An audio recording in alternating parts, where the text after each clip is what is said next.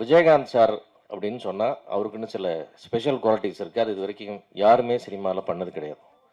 அந்த லுக்கு, அந்த ஃப்ரேமு, அந்த லெக் ஷாட் அப்படின்னா அது அவர் தான். அதுக்கப்புறம் யாருமே இல்லை. அதுக்கப்புறம் சண்முக பாண்டியன் தான்.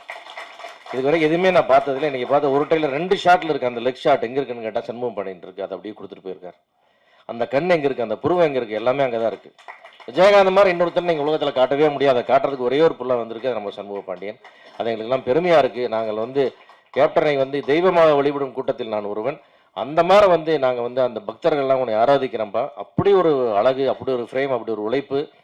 ஒவ்வொரு யூனிட்லையும் விஜய் சண்முக பாண்டியன் பற்றி பெருமையாக பேசும்போது எல்லாம் எங்களுக்கு ஆனந்த கண்ணீர் வருகிறது. பொன்ராம் சொல்லுவார், அந்த பையன் ஷூட்டிங்கில் எப்படி நடந்துக்கிட்டான், என்ன சார் டவுன் டு எர்த், அப்படி தரையில் கொஞ்சம் எல்லாரும் நான் சொன்னேன். எத்தனை வாட்டி சொன்னாலும் கரெக்ஷன், ஒரு ஷாட்டுக்கு மறுப்பு சொல்லாமல் எத்தனை வாட்டி சொன்னாலும் நடிக்கிறார்.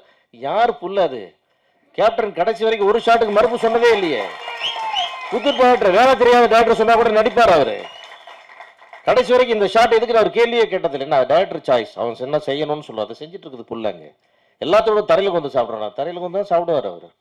அது எப்படி வரும் அந்த வாரிசுன்னு கேட்டிங்கன்னா, அப்படியே எல்லா யூனிட்லையும் அதே ரிப்போர்ட். கூட நடிக்கிறவங்கலாம் அது அது என்னங்க ஒரு தன்மை. அந்த ஒரு அந்த அந்த விஜயகாந்த் பையன்ற அந்த அந்த கிரீடத்தை கழட்டி கீழே வச்சு தாங்க அந்த பையன் அங்கே வரான்றாங்க. அது வரணும். ஏன்னா அவர் விஜயகாந்தர் கிரீடத்தையும் அவர் கழட்டி வச்சுட்டு அவர் வந்தார்.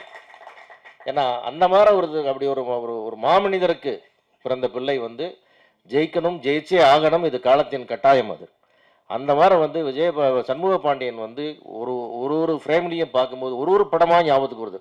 இந்த ஃப்ரேம் பார்த்து இந்த ஷாட்டாக இருக்குமா, அந்த ஷாட்டாக இருக்குமான்னு கேப்டனுடைய ஒரு முகம் ஞாபகத்துக்கு வருது.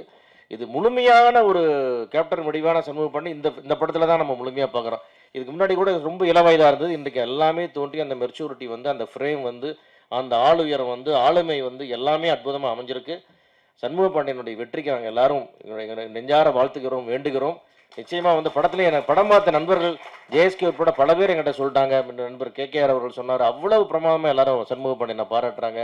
யூனிட்டில் பழகின விதம், மக்களோடு அனுசரித்து போன விதம் எல்லாமே, அது எல்லா குவாலிட்டியும் அவர்கிட்ட இருக்குது. கண்டிப்பாக தமிழகம் முழுக்க இருக்கிற கேப்டனின் ரசிகர்களும் தொண்டர்களும் இந்த படத்தை கொண்டாடி கொண்டு போய் வெற்றி மாவட்டத்தில் கண்டிப்பாக சேர்ப்பாங்க. அதே போல் இந்த படத்தில் முக்கியமாக நான் சொல்ல வேண்டிய இந்த இயக்குனர் அன்பு அவ்வளோ தூரம் ஹார்ட் ஒர்க் பண்ணாரு. எல்லாரும் மொத்த யூனிட்டும் கேமராமேன் எல்லாம் படம் அவங்களுக்கு என்னுடைய வாழ்த்துக்கள்.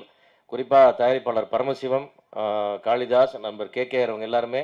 குறிப்பாக பரமசிவம் ரொம்ப இந்த படத்துக்கான கடுமையான உழைப்பு உழைச்சிருக்காரு. நிறைய போராட்டங்களை சந்திச்சார், பல துரோகங்களை சந்திச்சார். எல்லாத்தையும் சந்தித்து இன்னைக்கு படம் போராட்டி இந்த படத்தை ரிலீஸுக்கு கொண்டு வரதுல பெரும்பங்கு ஆற்றிருக்கார். அவர் அந்த தயாரிப்பாளர் மனசுக்காக, அவருடைய உழைப்புக்காக, எடுத்த ரிஸ்க்குக்காக இந்த படம் மாபெரும் வெற்றி அடையணும்.